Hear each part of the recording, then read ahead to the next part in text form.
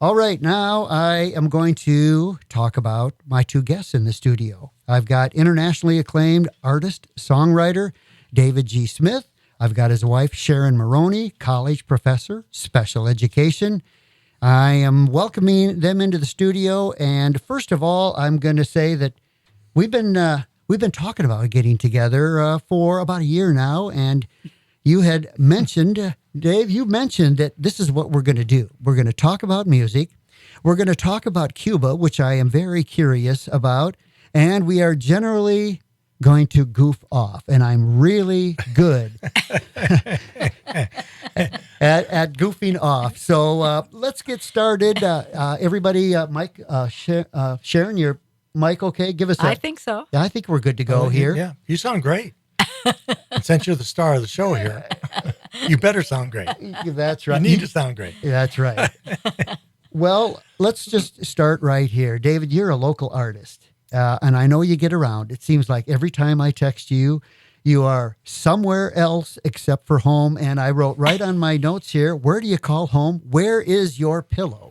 Yeah, we're in Scott County on the Iowa side, and little town called Bluegrass. No, that's not the kind of music I play. People get that mixed up all the time. But we're in Bluegrass. I've been out there about 20 years on the Iowa side. So and yeah, I split. I think in some of my promo, we list that I split time between here and Nashville, and I'm down in Nashville because I'm primarily a songwriter, and that's kind of the short story about that. So. Well, you definitely get around. And would you say that you are in Bluegrass maybe half the time or not even that? It depends. It comes and goes in streaks. Yeah, this year we've got 3 multi-state tours lined up. We're going to go north and New England in May and June. We're going to be out south and west in the summertime. Later in the year, we're going down southeast, back through Nashville and into Florida. My first foray into Florida for some shows. So, so I don't know how that's going to stack up on paper, but we're going to be gone a lot. You do a lot of driving, or is it frequent flyer miles? No, it's driving. Yeah. We try to avoid the airline if we can and put together, when we do the tours, we try to keep them sane and, maybe no more than maybe 5 or 6 hours driving each day and less if we can. So, anything international yet? Other than what we did in Mexico, we've been down there maybe 4 out of the last 5 years, and we did some shows down there. And I mean, we were raising money for local stuff down there too. So we can talk about that give back thing a little later. But yeah, I'm jumping the gun. That's okay. Give me that script back here. Yeah. Well, we can jump all over the place, but I've got the things. Well, I'll go before we're done. We'll go back through it and see what we've missed. But I'm going to ask you to describe yourself. Here's how I would describe you. Just from first of all, this is your 4th time in the studio. Yeah, that sounds about right. I met you when you were on Angela's show, and you were on with Johnny Dollar. Right, and then the first time was maybe 5 or 6 years ago when, again, something else we're going to talk about later, but we did our first launch on songwriter sessions up at Redstone Room. We'll definitely be talking about that because that's tomorrow night. Yes. Yep, so we'll be talking about that. I've never been to the Redstone Room. I don't know how many people could that accommodate? It's over 200, between about 200 and 250. Yeah. Well, I describe you from just the brief little bit that I have texted with you and met you as a general nice guy, honest, outstanding, sensitive, and heart-grabbing, and soul-enriching. How does that sound? We have got you hoodwinked. I'm going with that. Do you want to be my publicist? Oh, yeah. looking. I could lay it out there real good. But I say that really, you are truly a really nice guy. Just from the brief moment that I met you when you were on Angela's show. I managed to get our picture that time. That was great. We'll try to get a picture here before. So smooth. Yeah, that's right. That's right. So who is David G. Smith? How'd you get into music? Oh, my. So we have I come from a musical family. It's really, a lot of it has to do with genetics. So mom and dad, we found out much later on in his life that he was in school plays in high school, played some guitar early on, but well known in the area for his harp playing. And I say that, and not that he went out and did shows or anything, but he always had that thing packed right in his pocket, shirt pocket. Pull that thing out on a drop of a hat, and he'd play a song for somebody. And we have 5 siblings, and we all were, it was mandatory to take piano lessons starting 2nd grade. So that's how it started. That was mandatory for us, but I Never resisted. took- And everybody that resists regrets it later on.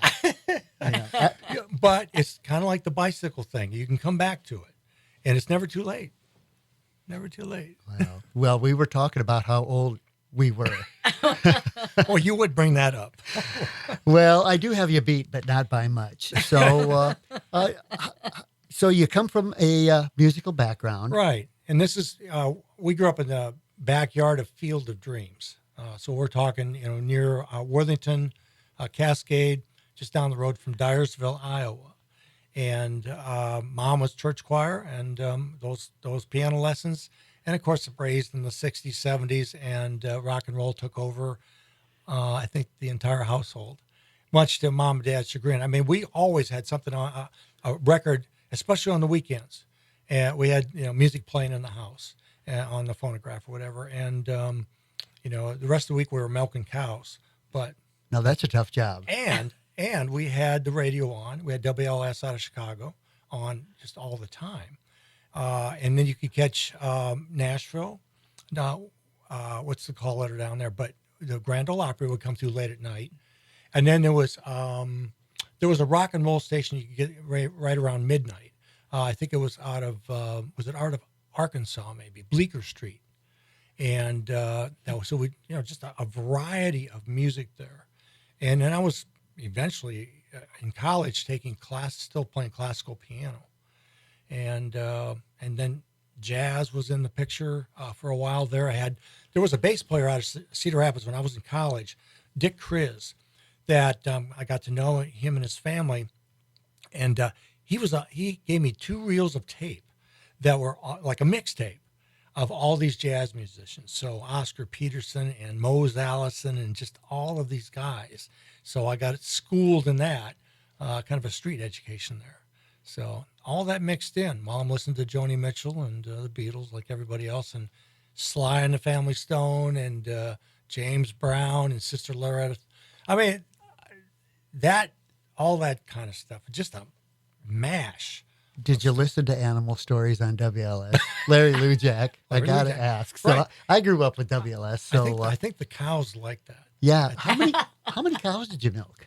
We had maybe at most, we were a grade B operation, so maybe at 30 at the most.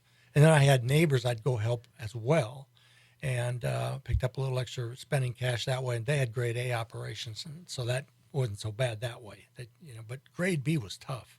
There used to be a cheese factory here. My dad managed it. So we got to, as kids, go down there and dump some of the milk and run around. Mostly we got to scrub walls and things like that. But Right.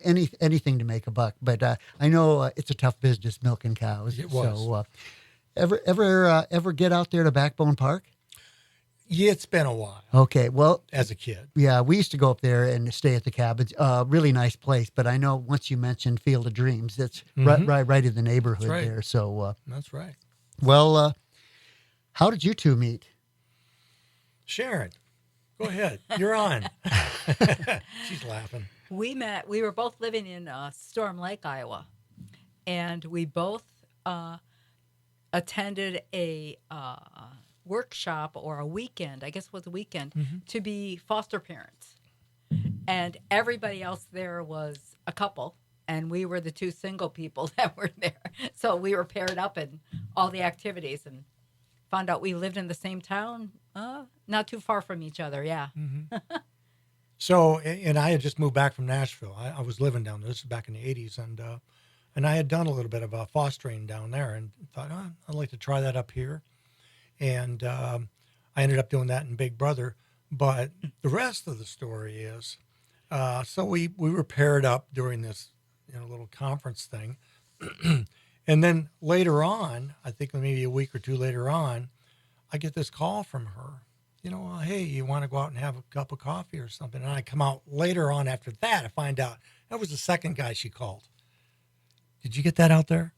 That was the second guy she called. I wasn't going to tell that story You- on the radio. Hey. Next question. Well, you've hung together for quite a while, right? Yes. Yeah. We're 30 years. Yeah. You usually travel Yeah. every place he goes. So, Yeah. Mm-hmm. are you the setup crew? Does he put you to work? Yes. Yes.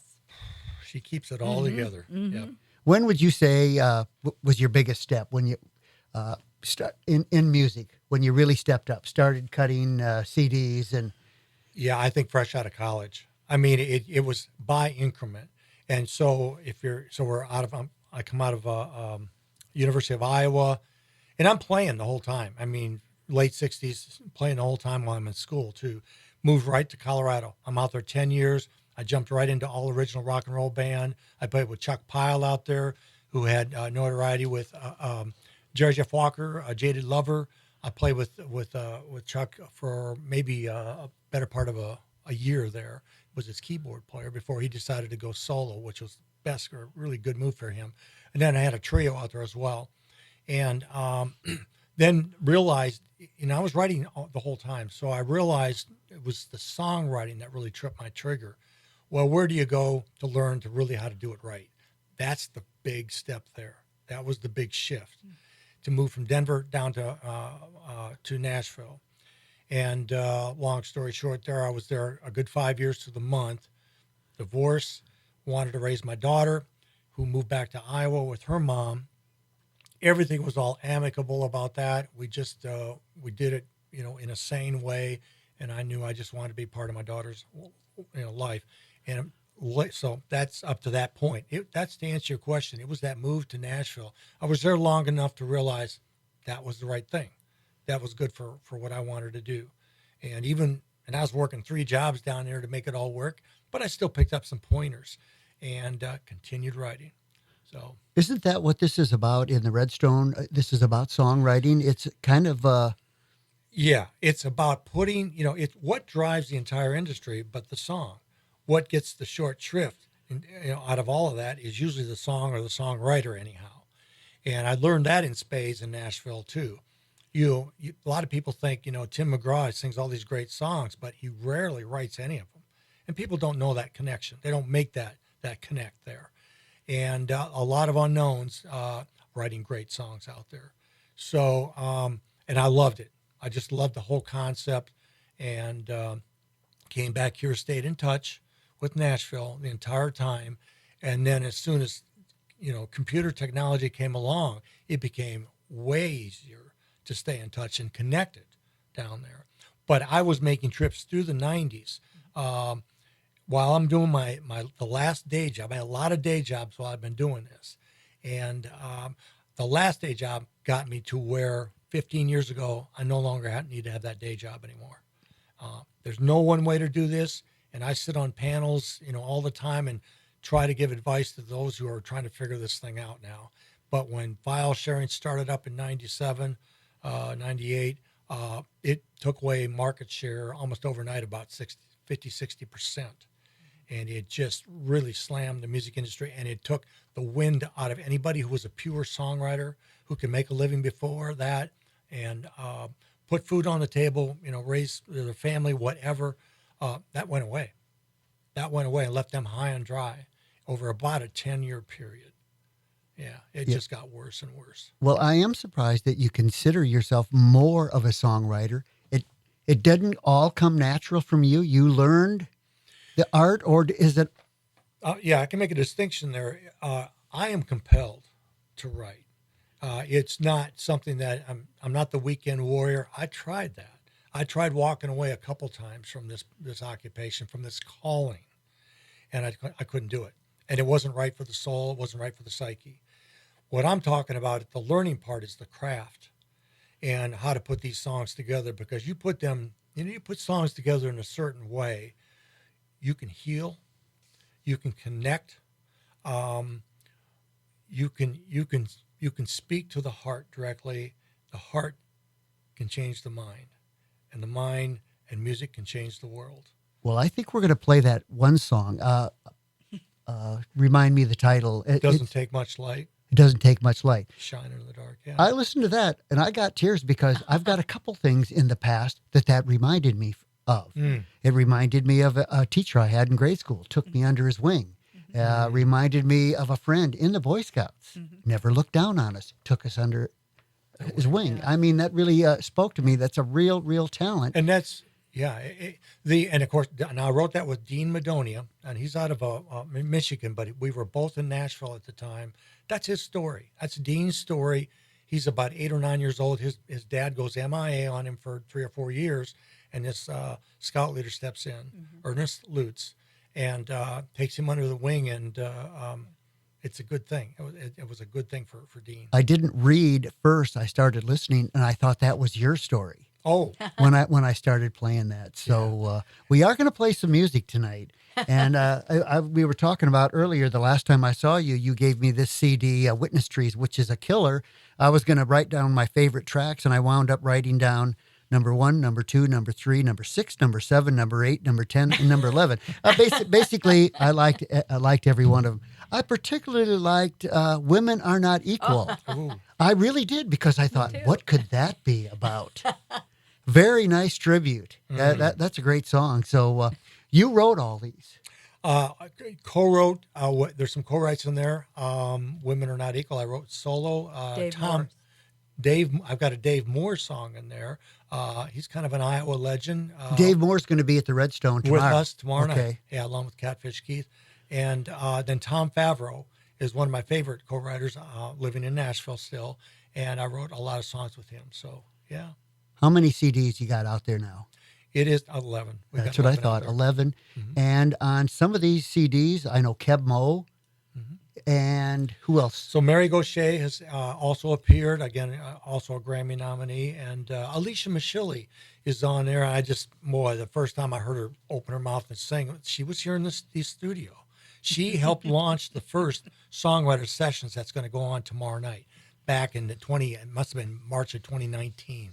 So Alicia is a runner-up for America's Got Talent about that time, a couple of years before that. And then you name it. I've got artists who have worked with Linda Ronstadt and James Taylor. It just goes on and on. I mean, that's part of the magic of working in Nashville, the guys you get to work with. And they wouldn't come work with me if the songs weren't there. We know that. And so, again, it's pretty cool. What is your newest album? So that is Witness Trees. The one you were just talking about. Oh, this is the newest. Okay, I thought released just about this time, June last year. Yeah. That song, "The Darkness," the light in the darkness. That was like album 5 or 6. Oh, is that right? Yeah, been a while. Okay, I know that this Witness Trees album, "River Gonna Talk," is the first track on there. That's some major awards from that. That's now the success there is on radio charts. And every time we put an album out, we try to up our game. And so what that means in my world, and I'm an indie artist, and so in my indie world, we got radio out of New York, we got publicity out of L.A. Now, I had never done that before. Usually I'm going to Nashville or I was going local or whatever. But so we upped our game, and publicity was able to land. We were the number 1 ad in April of last year, about a year ago, with that song. That was just the start. And we were ahead of people like Ben Harper and that kind of, indie artist, and that actually have record contracts. And so after that, we got a number 1 on Roots Music Report, RMR chart. That was in August. We've got a couple of other number 1s since then on Radio Guitar One, Americana chart, their top 30 chart. So we've had a lot of good success there, yeah. So 4 of your albums have been up for Grammy consideration? They were accepted, and just to make a distinction, to even get a dog in the hunt, you've got to jump through some hoops, and the music has to be there. So, yeah, we've had 4 accepted out of the 11. And that's really, I never even tried with the other ones. But there's a time limit, after you've released, you only have so much time to be able to submit. And it's got to be within a Grammy year. And it usually runs September to October. So that when I finally learned about it, the last 4 were accepted. So I vote in the Grammys. That's part of what I do with them. And that's a whole nother discussion. But it's part of how I listen to, I find new music that way. Yeah. And what's going on, in the now world versus old school world, and it's just another aspect of what I do to stay on top of my game, as a songwriter. I just think this is really cool that I've gotten to do this gig and have people like you in here. I didn't know squat about music before I started doing this about 8 years ago. So, Wow. there's a lot that I don't know. I barely know how to push these buttons, let alone, but when I get a chance to have some nice people like you. Now, I just realized I didn't even offer you a bottle of water or something. We got water in the fridge. Maybe we'll play something Okay. and discuss our next round. What do you want to play first? Did you want to do the Doesn't Take Much Light? I mean, you got that in the queue, or I do not. okay? And I've got a CD here with it if you want. We'll punch it into the CD player here. You just tell me what. And that's number 6 on the CD there. Oh, we got all right. And again, that is this is what's cool about songwriting for me. This is an example. This really happened. This is real life right here. Mm-hmm. Well, like I say, this one got to me. You say number 6. Yep. Okay, and once again, the title Doesn't Take Much Light. Doesn't Take Much Light. Like I said, that song really got to me, really resonated with me, and you can see your skill at songwriting right there. While that song was playing, we were talking about, I wondered if the scout leader ever got a chance to hear that. Yeah, and so I wrote that song with Dean Madonia, and that is Dean's story. And before I got the song recorded, I'm in Nashville recording this thing. Ernest Jim Lutz is his name, passed away, and I thought he never got a chance to hear it. But later on, Dean told me no, he went over and played it for him. They had a nice visit together, and so Jim was able to hear it. Yeah, I'm always telling people before people are gone, if you got somebody you want to thank, just a little letter or something means so much. I've always been a letter writer. I was in the military before the internet, and so that's what it was. Mm-hmm. You lived for mail call, and the power of a letter. I mean, it really does, like I say, connect you with someone. I should ask you: have you ever heard the song "Letters from Home," written by Tony Lane? And that's exactly military men and women, and they're getting letters. I'm going to have to check it out. Check that one out. Yes. So it's a great song. What are we going to talk about next? Let's talk about your charity work. Thank you. Yeah, this is what I consider the cornerstone to what I'm doing. I mean, songwriting is a calling, and I'm going to do it regardless of whether I'm just writing songs in my basement or getting out and doing what we're doing. But we have a page up on my davidgsmithmusic.com called Give Back. And it gives you, anybody that's interested in that aspect of what we do. This means that we, regardless of where we are in the U.S. or really beyond even, if there's something local going on that we can help raise money or raise awareness for, we're in. We'll do it. And whether or not, getting paid for it, none of that matters. It's what is the cause and how can we help? So we have it's tip of the iceberg kind of stuff of what we've been doing for the last 15 years and really longer than that. But St. Jude Children's Hospital is in there. Boys Town is always a favorite for us. We did some money for Alzheimer's research, Rett syndrome. It just goes on and on. We bought some music equipment for high school students so that we did 25 guitars and 25 keyboards. And so that the kids can kind of get an opportunity to experience music in whatever way, shape, form they can. So it goes on like that, yeah. How long has that been set up? Well, I left my last day job about 15 years ago, and so let's just say that's about how long it's been. Even though we've been working with St. Jude and Boys Town even longer than that. I had the wonderful opportunity to perform at St. Jude Children's Hospital. And this was back, it might have been 2010, somewhere in there, 2011. And we were at a music conference in Memphis. And there was a call that they put out at the conference. Would anybody want to get on a bus and go over and play for these kids? And the staff and the parents. And I had written a song. Of course I wrote a song that was called In Here maybe 10 years or longer before that all of a sudden I'm going, wait a minute, I can play this song for them. And it kind of came full circle. And Right. was it about a hospital then? It was about kids at St. Jude. Okay. Yeah, called In Here. And so I had a chance to play that song for the kids at St. Jude. I mean, you, again, can't make this stuff up. And it just sort of came full circle. It's a wonderful byproduct of the world of songwriting, especially when you're writing about real life and real people. And it's an eye opener. I used to do a lot of telecommunications work, and I got into a lot of nursing homes, and it just opened up my eyes as well. It kind of reminded me of the John Prine song "Hello" in there. Mm-hmm. Everybody's got a story, and a lot of people don't listen to the people that have the story, and that's the key right there. Right. Everybody does, and a lot of people don't realize that. Right. That theirs is just as valid. And speaking of senior communities, I think maybe 20% of my shows across the U.S. are in senior communities. Mm-hmm. You know, that's I love it. They are so appreciative. That's just it. Yeah. You know, and I mean, they're paying attention, and I mean, memory units. It never gets old. I mean, they're coming in bent over in their wheelchair, totally out of it. And you start playing "You Are My Sunshine" or 16 Tons or whatever it is. They're up there singing with you. It's like a time machine. Yeah. It's taking them back. Yeah. So once again, on your charity series, how again does it work? It's like a percentage or? Yeah, so it could be a targeted, somebody could get in touch. We had Habitat for Humanity in the Quad Cities get in touch with me here about a month ago. And I advertised this on my website. You got an idea, get in touch. You can get in touch through our website. So they got in touch. And they're going to do an appreciation picnic in August. So I'm going to go ahead and do something like that.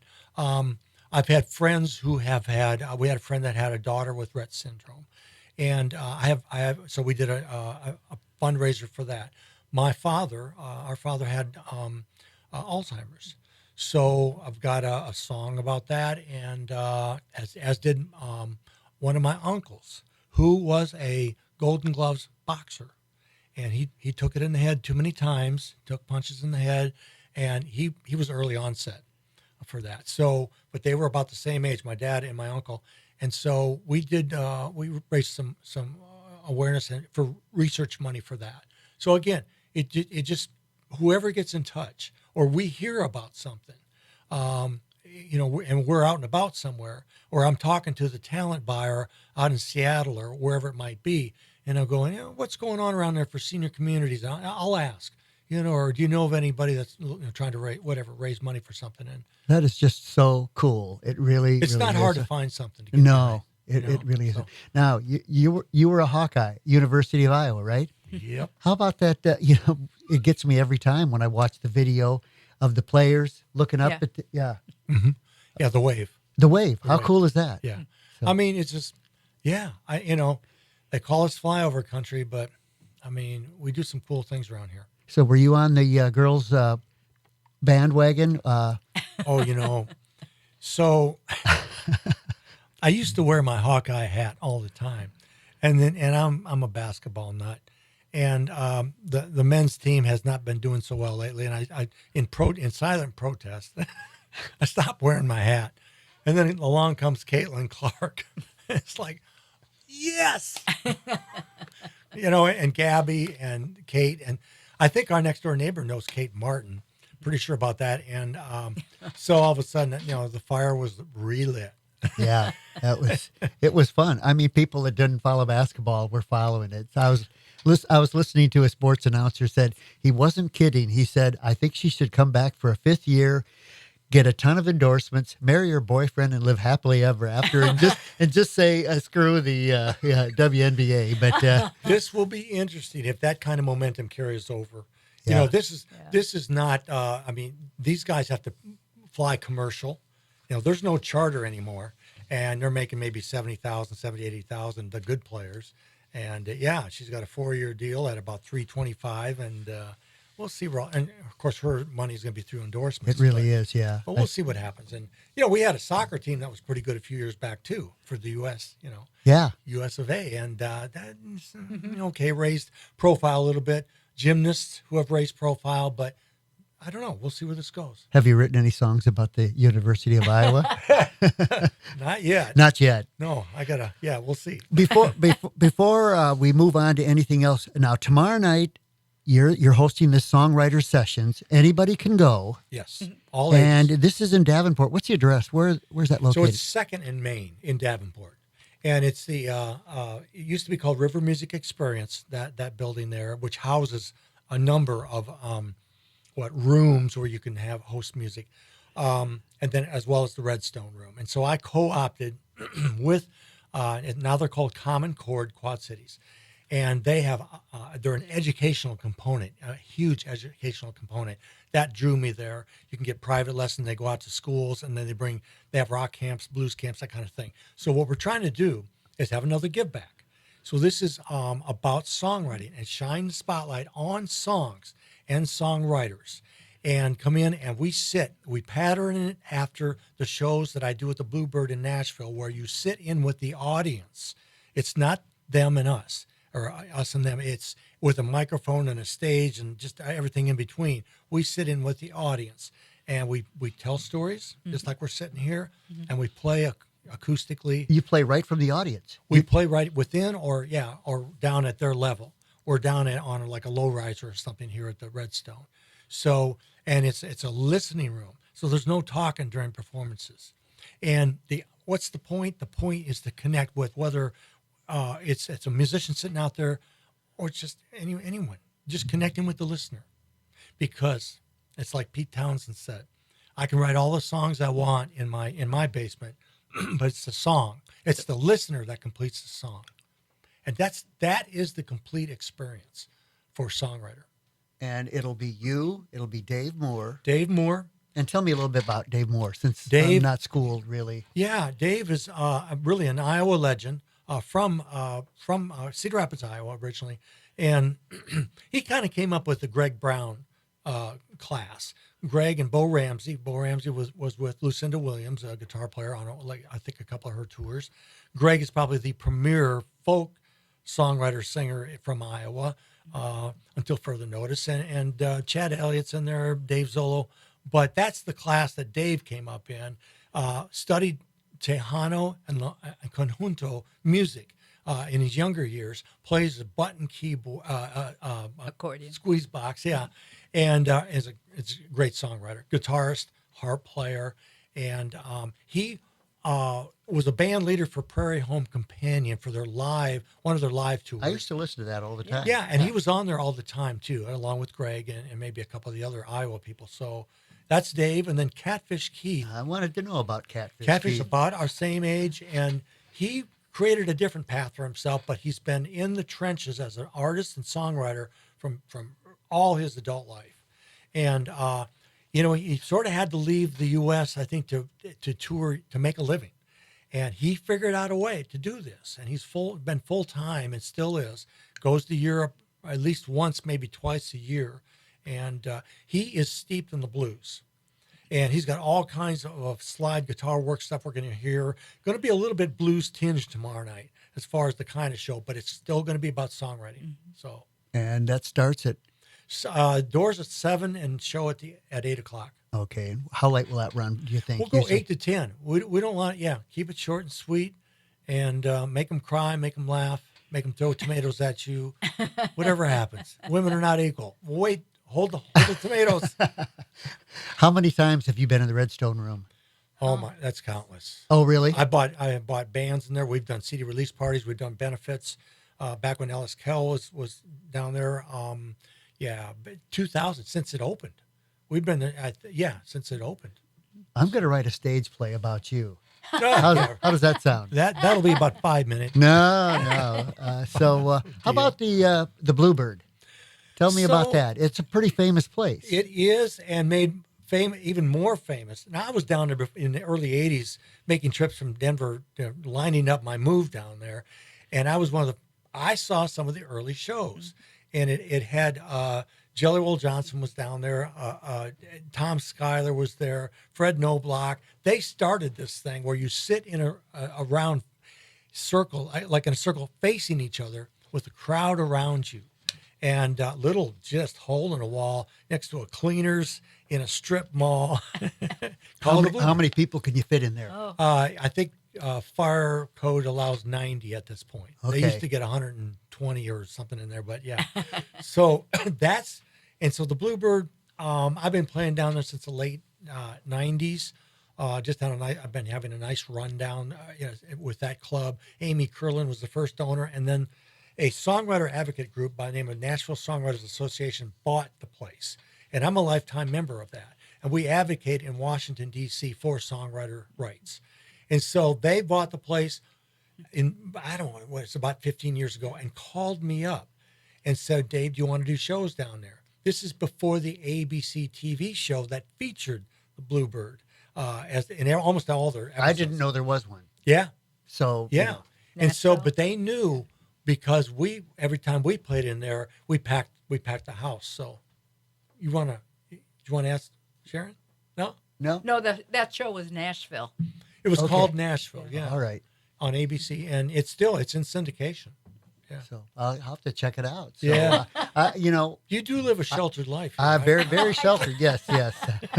I did get out of Erie for a few years, so I did get to travel the world. But as far as music, never knew artists. Never knew. Boy, I've learned a lot in 8 years too. I mean, the thing I try to do here is not the usual stuff you don't hear. Yeah. Stuff You're people a don't natural. hear. So You are a natural. I love the variety. well, I'm a blab. I'll tell you that. So, and you can usually tell it's live radio by the screw ups that I have on my show. There's your play right there. Yeah, that's right. Yeah, I could be part of it. So, well, the songwriting, what a special art. So it really is a gift. Steve Prefontaine, the great runner, said, you don't want to sacrifice the gift. To give anything less than your best is to sacrifice the gifts. I think you give your best, and from what I have heard on these songs. Yeah. Well, thank you. So, Sharon, we got to talk a little bit about you. We'll get back to Dave, but Sharon, you I got nothing. come on. That's why everyone tuned in. Yeah, that's right. Everybody tuned in for you. Well, no, I we're think this is a definitely setup. we're going to lean on you when we get to Cuba. Sure. But you are a college professor, I'm retired now. retired now. Uh-huh. So special ed. Yeah, I was at Western Illinois University. So well, that's where my wife went to Western, and she was a special ed. I guess that says something about Dave and I. Only special ed people can put up with us, huh? Probably. No comment. Yeah, no comment on that. So, did you say you went to Western or taught? I taught there. Taught there, okay. So I don't know how Western's doing nowadays. A lot of these colleges are struggling to some extent. So, Yeah. so you don't miss it. You're glad to be retired. Okay. Yeah. I was in special ed for 42 years. Yeah. So that's enough. That's enough. That's Yeah. what my wife said when She retired. And no more early mornings. She didn't miss that one bit. She was really mad at me when I retired before she did, and she had a couple more years of getting up early to go to school. So, where do we want to go next? Well, either music-wise, we could maybe River Gonna Talk. I think we should play A River Gonna Talk. And before we're all done, I don't know, for some reason, I feel compelled to play Women Are Not Equal. Yes. Because when I first saw that, I said, that just doesn't sound right. Well, I'll get River Gonna Talk. That one, that was, you were on fire with that one. There is something about every once in a while a song comes along that just catches everyone's ear. They're tapping their foot. Somehow it just grabs them. You're right. And this song's been sitting in the hopper for a long time. Oh, it has, because this CD is your newest one, but you did not do this for... This is actually a revision of an earlier version of this song. When I was living in Colorado, that's where I wrote the song before I even moved to Nashville. And it's like, and I was up in Summit County. We had a second home up there called the Snake River Saloon. We played up there all the time. And, of course, Snake River's running by there. And I just wrote it one day, and the lyric just fell out. But I didn't jazz it up with you can say that, but for me, lyrics don't fall out. You've got the gift there. So, this is an example of the earlier version was a little bit more laid back. But once we got the resonator involved with the slide work, all of a sudden this thing just pops. And I'm not even paying attention. And Sharon's telling me, do you realize people with that song, with the resonator, people are sitting up. It's like you got their full attention.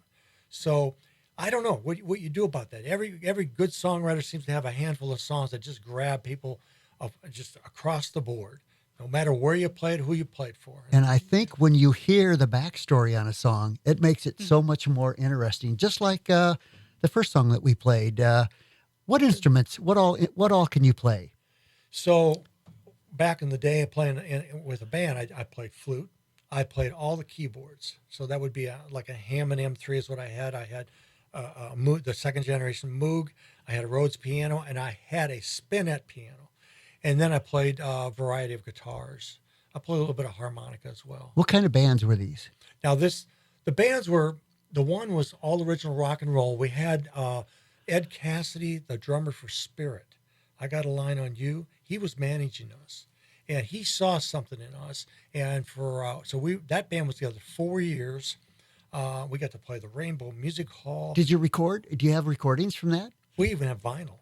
Is that right? It's just one. It's a 2-song 45. and everybody under 35 out there is going, what did he say? What's that? Yeah. A vinyl 35, 45. So, and yeah, I got a few copies of that left. We were written up later on as the vanguard of prog rock, which surprised the heck out of me, but all original. And yeah, we had a lot of backing. I did a trio out there, of course, Chuck Pyle thing, which Chuck, what he did stuck with me. And he was the first guy I worked with out there because he's a solo guy up there. He eventually went solo, and he's writing all these beautiful songs. That's what really, and he was connecting. I could see it then. He's connecting with people. We get up there with a 5-piece and rock the place out, and that could have went somewhere, and we're still writing, but it got to that intimate level where you're connecting one-on-one, heart to heart. Oh, that was it. In your second life, you're going to be a rock and roller. I'm pretty. It'll be a different day for sure. So, well, let's take a listen to this first track on Witness Trees, River Gonna Talk. All right. Very nice. Very much widely acclaimed song. And we'll probably play one more. I think we're going to get to Women Are Not Equal because that one just stuck out at me. So let's talk about Cuba. All right. You were going to go, and then you got caught up in COVID. You made it there on your third attempt? Yeah, Sharon, I think you're on. Go ahead. Well, we took a tour through a company called Friendly Planet, and we have gone with Friendly Planet to Machu Picchu, and so we really liked their tour style and everything. So anyhow, we had it set up, and then COVID canceled, and then we set it up again, and COVID still canceled, and so we ended up going in October. Yeah. Mm-hmm. Yeah. Flew out of Miami. Yep. Mm-hmm. Out of Miami into Havana. Mm-hmm. For how long? It was only 11 days. That's all. It was a short tour. So the one thing you had asked us before about, can you travel to Cuba? Well, United States citizens can, but what you're supposed to do if you follow all the rules, you're supposed to go with an educational or culturally based tour. And that means that you're going, you have like almost a full day of activities that you're going to be learning about Cuba, interacting with people. We were not to go to any government-run restaurants or resorts or stores. We went to private restaurants and clubs, that kind of thing. Do you have to prove this up front, what you're going to do? I mean... well, we were with the tour group, and they have it all... They got it set up for you. Yeah. Yeah, they have it all situated. I mean, this is a tour group out of Pennsylvania, so they knew all the United States rules, so we were fine. What'd you think of Cuba? Mixed. I mean, for me, it was a flat-out culture shock. In what way? We're looking at... I can't say I've ever really spent that much time in a third world situation, and that's what I don't want to say it felt like. It looked like. I mean, everything about it. So we're down in Old Havana. We're staying in Old Havana, sort of at a bed and breakfast. And there's garbage in the streets. The entire city, the infrastructure is wearing down, and it looks beat up. It looks like it's been under attack a few times. But I think it's mostly weather and lack of being able to keep it up. It makes it look Hurricanes like that. come through. We were there. We had our own building fall down in the Quad Cities. Wouldn't you know, we're a few blocks away from where we're staying. The same thing happened. We had to reroute our walking tour because Wow. but the infrastructure, you're talking about wiring that's on the outside of the buildings and that kind of thing. Just the poverty. I mean, it was just right in your face. And yeah, that's part of the reason. Would Havana maybe be split up into the haves and the have-nots, or not I'm not particularly? sure our I've seen tour- cities where there's like a line. What do you and think, Sharon? We did drive around a lot on the tour, and we did see some areas that were nicer, but majority of people in Cuba are living in poverty situations. It's a very poor country with very, very poor infrastructure. Yeah. Is there much trade going on? No. We can't. Yeah. In the United States, after the Bay of Pigs in 1960, the United States stopped the trade. Right. Any kind of trade. When the Soviet Union fell apart in 1990, prior to that, the Soviet Union was subsidizing Cuba, was giving them billions of dollars a year and subsidizing the country. But in 1990, they stopped that. So Cuba it's pretty destitute down there. Yeah, they have very few. There's no factories. They're not making their own things. I think our tour guide told us that 5 years ago, they finally built a factory that could make clothes soap and shampoo and toothpaste. Otherwise, they weren't even producing that kind of thing for their own citizens. It sounds pretty rough. Yeah. I've always heard, is there truth to the rumor there's lots of old classic cars running around there because they couldn't get other cars. They had to keep these going? Yeah, I mean, they can take rubber bands and make a fan belt. I mean, they become quite creative at making do. And as far and those cars are a good example of it. And some of those, not all of them are original parts, but many of them did have some original parts, but then the rest of it just kind of band-aided together. Yeah. And they still look cool and they still run well, but yeah. What is their industry? I didn't really do any research on it. Are they still? They're still big cigars, plantations. Going back to the cars, if you own one of those cars, that's a pretty profitable job to have because tourists like those cars, and we tip very well. Tourists. So there are, we read a medical doctor in Cuba is making maybe $75 a month. You have one of those classic cars, you may earn that in tips from American citizens or Canadian citizens. You didn't have your own car to drive around in while you're there. Oh, no. Okay. I don't know if we could have rented a car. I don't think we saw any car rental places. There's very few vehicles on the road. They don't have enough buses to take people to and from work. They don't have. People don't have cars. I mean, we're downtown Havana, and we see this huge boulevard with all these big, big buildings that were probably just gorgeous in the 1930s, and there's very few cars driving down the road. You can't afford them. On the same 3 or 4 lane road, you could see a Mercedes-Benz. You could see public transportation coming down. You could see an ox-drawn cart coming down the road, and everybody shares the road. We had to drive by people that were, they were hitchhiking, and this is out in the country, and we're in a 4 lane like Interstate 80, and some of them had money, and the tour bus can't stop, and we just had to drive by them. But you're seeing a dynamic, and a dichotomy. We went with another couple, And Rich and we were out in the country in Vinales, and we were out at a cigar farm.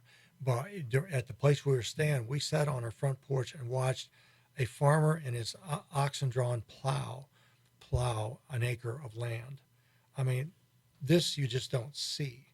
I'm almost old as dirt, and I didn't see that growing up. Don't forget, I'm a few months older than that dirt. And, I took video and that kind of thing, but it was like the dynamic there between, there is a dynamic of have and have nots. But, and in the bigger picture, I read this history of American relationship with Cuba, starting with, Spain. Cuba has been used by somebody for 500, 600 years. And why? It's like, it seems to me like Cuba and America, we're like siblings, bickering all the time. Why can't we just get our stuff together, Because it could be a beautiful thing. Yeah. Why can't people get along? Yeah, right, Right. Really. So Right. you sent me that video. By the way, did you perform there? I didn't perform per se. They asked myself and Raul, one of our travel partners, to play something. And so Raul did it. He was singing a couple of nice songs, and I did some instrumental on a guitar. Did you take instruments, or they had some? Or No, they had some. Yeah, and So I borrowed one of theirs, and that was a beautiful community program. Do you remember how that was being sponsored? I mean, I know there was private donation, but and we wanted to donate, but we just weren't sure where the money was going to go. Right. So. Yeah, and it was a community after school kind of program that they had all about music, guitar, vocals. We saw a guitar. Dance. Yeah, they had kids from like 7 to 20 years old that were coming to this program. And I think it was community sponsored. Yeah. Or the two women that were there, I think they were kind of, one of them, we met the woman who started that program. Right. Yeah. Because it was like 7 or 8 years it had been in existence. So, we tried, when we came home, we tried to find, we got their Facebook information and email, and we tried to get information about how we could donate some guitars, but it's just couldn't find a way to do that. And that was part of the dynamic in that, we were right there getting it from the tour guide, and she lives there. And so, but a lot of the information did not check out when we tried to. It's like, what's going on here? And we would see, we saw all these, we wanted to ask a lot of questions. And I think this happens for the tour guides all the time. They know we just got a ton of questions. And they say, now, well, we'll talk about, Ochoa and the folk music a little later. And I want to tell you about this. We've got a lot of poverty here, but let's talk about this, and we'll talk about that later. It's sort of like just kind of, Yeah. And so just guiding that needle, and there's some things that you just don't, really in the literature, before we get down there, they say don't talk politics and don't talk government and all that sort of thing. But you get down there, it's just again, just hit you full force, especially in old head Havana. I'm surprised. Yeah. I'm surprised. That little video, that short video that you sent, that was from Cuba. These kids playing just on the street. No, that was it was in a community building too, community sponsored building. Now I don't think I'm gonna say community sponsored. It wasn't government sponsored that I knew of, but but inside a building, it was structured. That's a structured program in a building that you go to all the time. So, okay. Yeah. I would think that you'd had some steamy weather while you were there, maybe, or not. And what do we have? Did we have rain a couple of days? I think, but it wasn't nothing, bad. Nothing bad. One thing to kind of, put an exclamation point or whatever, a period on this idea of culture shock. We finally got, maybe 4 or 5 days in, we got the best advice from one of the an artist. I think we were telling us. He said, don't try to understand Cuba. Just enjoy it, and it's going to be a better trip for you. When we talked about would we ever want to go back on that, and I think I'd go back. If it was like a mission trip, or where you go back and it's focused on some kind of, again, give back. Yeah, helping And somebody especially out. music or whatever that we could help out with. And, if I was going to go do that, then I'd take a load of guitar strings in, that kind of thing. Yeah. And packs nice and small and get it on the airplane and that kind of thing. So, and it would be, I think, very helpful for them. So, one thing, a lot of people that I know, ask me about Cuba, and they have this idea that, there's all these classic cars and there's these beautiful buildings and there's music on every street corner, it's that's kind of what I was thinking. Yeah. Well, no. And that was the culture shock for me. We found out we did not see musicians on the corners. We were wondering about that. Well, we looked it up when we came back. Well, in 2018, the Cuban government said, if you're going to be an artist or musician on the corner, you have to have permission and you have to have a license to do so.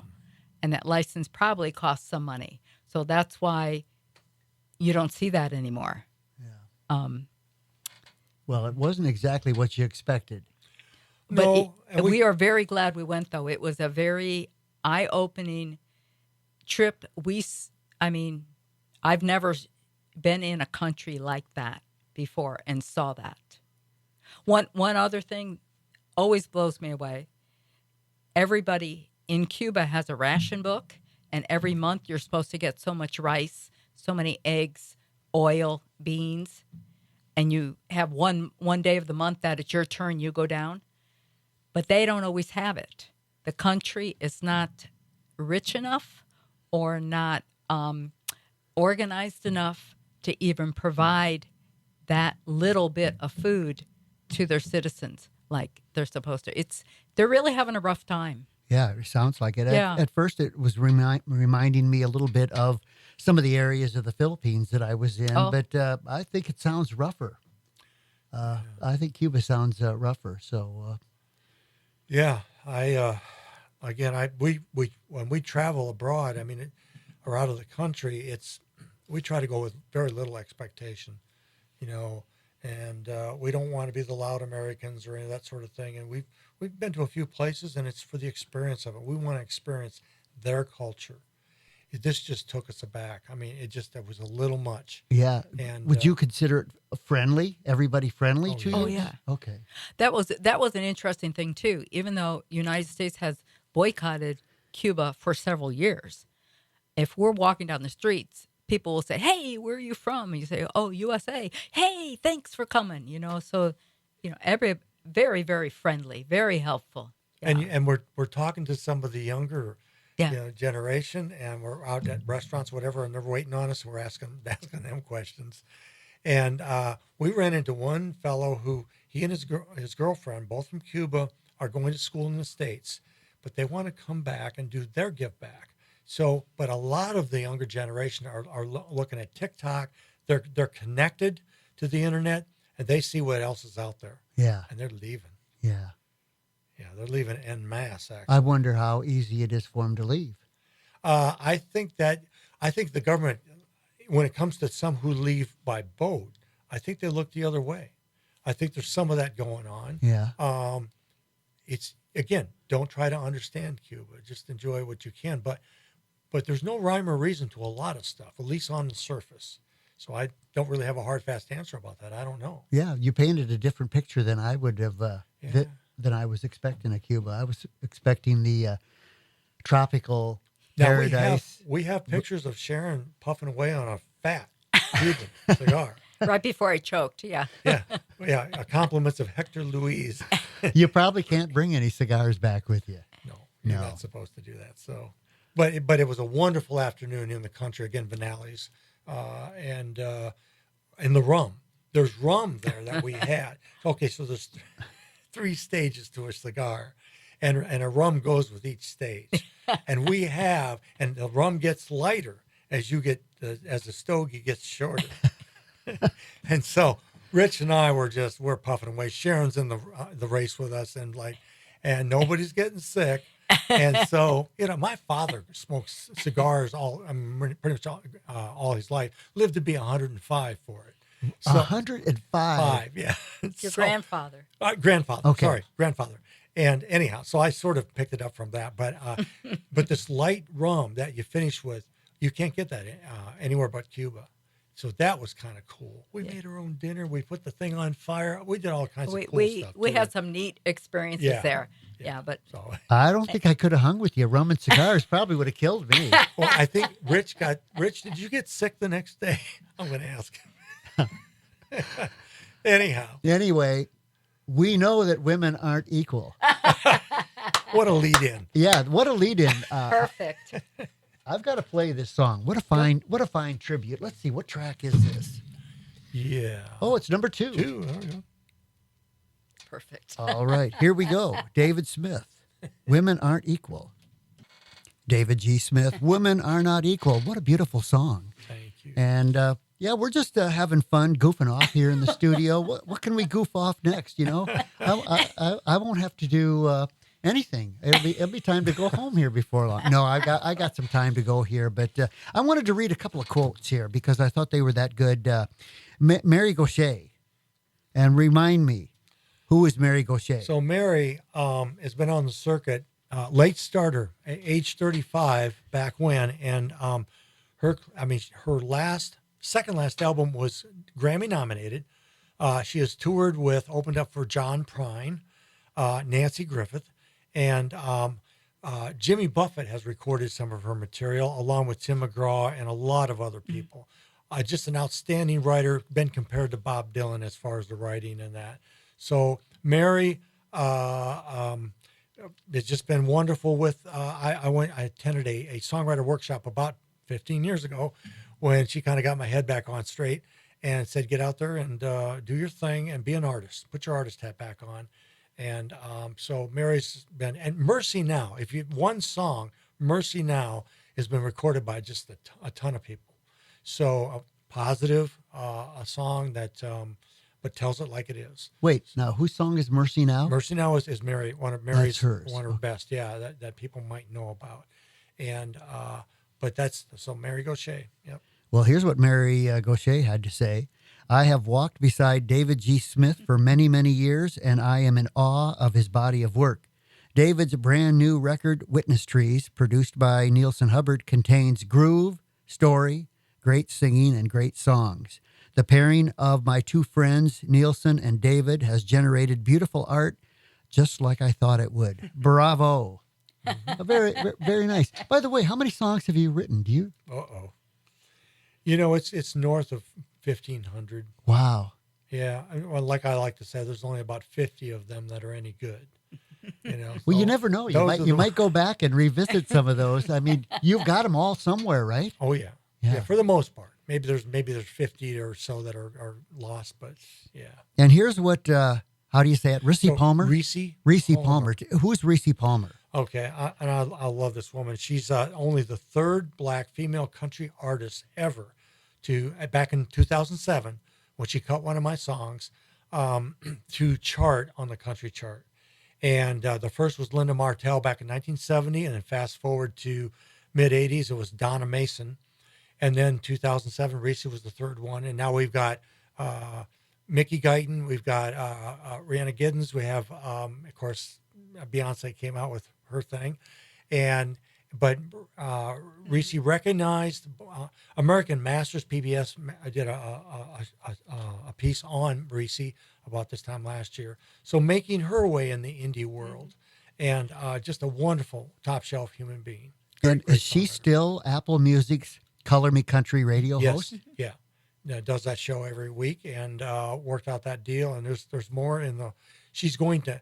I guess the news for me as a songwriter, she's going to re-release her eponymous, her debut album, the one that came out 2007. She's going to re-release. She got all the rights back from the record company recently, and that's going to be a re-release sometime this year. So, Well, here's what she had to say. She said, Dave is a writer's writer. The songs are soulful and honest. My personal favorites are Witness Trees and I Want to Go Out. As someone who's a fan of Dave's writing and music, this is one of his best projects yet. Well, I agree because I liked all the tracks. I pretty much, I thought of something I wanted to ask you about. Sure. Just the other night, I did a story. Sheryl Crow was in the news talking about financial woes because everything is streamed. And she said she's being forced to sell some of her best songs for TV commercials because nobody buys albums anymore. She said it takes, let's see, 1 million spins, $4,800. Yeah. You're in there about 0.005-ish per stream. And when they were albums, like she said, you knew who your fans were, you knew who was buying, and now you don't know. So I mean, you're kind of right there with her on that, aren't you? Yeah, I sit on panels over the years and talking to folks who want to do what we're doing, and it's gotten harder and harder what to tell them. I don't know. I do say a day job is not your enemy. And, there's no one way to do this. And I think it was Pete Seeger that said there's no such thing as a professional folk musician, meaning you had to have day jobs even back in the 40s, 50s, 60s, because it just didn't pay enough. Now it's even worse. And so and Spotify came out with their new, I don't know, dictum or whatever you want to call it, that they're cutting the indie musician completely out. All the revenue, because it isn't appreciable enough and it costs too much money for them to do the accounting. So all the money that the little pennies, parts of pennies, is going to go to the record companies. And whatever deal they work out, that's going to be between them and the record company. And indies are just, where do you go? What do you do? Touring. That's what, touring, day jobs, how do you generate money? Sync licensing still has money, songs that go to song tracks, that kind of thing, movie soundtracks, that kind of thing, advertisements, whatever. So. That reminds me to ask, some of your music, haven't you got music in soundtracks or been on TNT movies maybe? Or not movies. We've got Saving Grace on TNT, Chasing Nashville on Lifetime Network. A couple things here and there. Yeah. I mean, I've been lucky published as a songwriter, and as a songwriter, I've hit about everything on the target that you want to. I've been very lucky. Who has performed your songs? So a lot of indie writers. Okay. You're not going to know the names. Reese, of course, is one of them. Crawford and James is another one. We've got a song out there, Ripples on the Moon, that I wrote with Joe Lichtai, that has over 75,000 views. And it was done by Chad Williams' band. Yeah, you don't know who that is, but No. they're out of Seattle.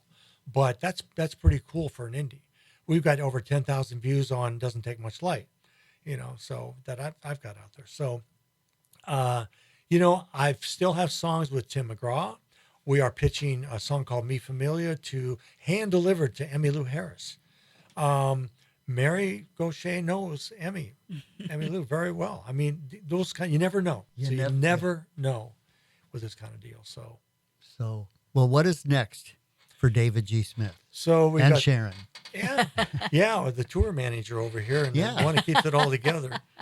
We've got 3 multi-state tours. No big hurry to get to the next album. We're still pushing Witness Trees, and 3 multi-state tours this year. And we'll be getting out there about May 1st after we do our show tomorrow night. And then the Bluebird show in Nashville, and then things really kind of start to heat up after that. So, yeah, we're all over the U.S. this year. Well, you're welcome here anytime. This has been a lot of fun. Now, just one more time, people want to get a hold of you for something. Yeah. People, they want to buy a CD. Where do they go? Do they go to Hey Dave Music? Yeah, for the 3 people out there that still play CDs, And the 3 people that are listening tonight.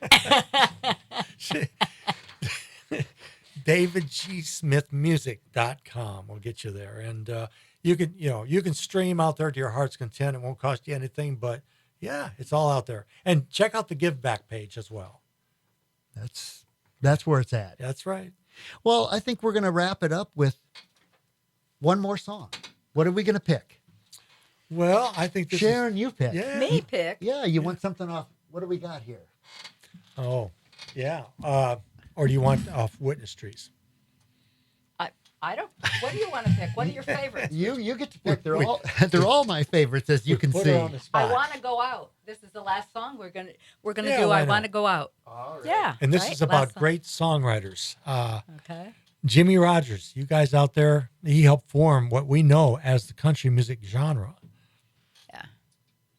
So we'll go out with this song. Well, you keep going while I try to get there. Last track, number 11. And then David Only is mentioned in the song too. And Emmylou Harris, speaking of her, cut one of David's songs, and just a fantastic writer. And Uncle Tim here is He's got playing around with the knobs here. That's right. That's right. You just keep it going for a minute. Talk about your next date night. You're killing me, Smalls. I know it. Tell them about the Redstone one more time. One more time, the Redstone Room. We're featuring Dave Moore tomorrow night. Catfish Keith. Doors at 7, and we get rolling around 8 o'clock, and it's going to be a lot of fun. Here it is. I want to go out. Hey, thanks a lot for coming in. Really appreciate Thank you, you. Uncle Tim. Thank you. Appreciate it.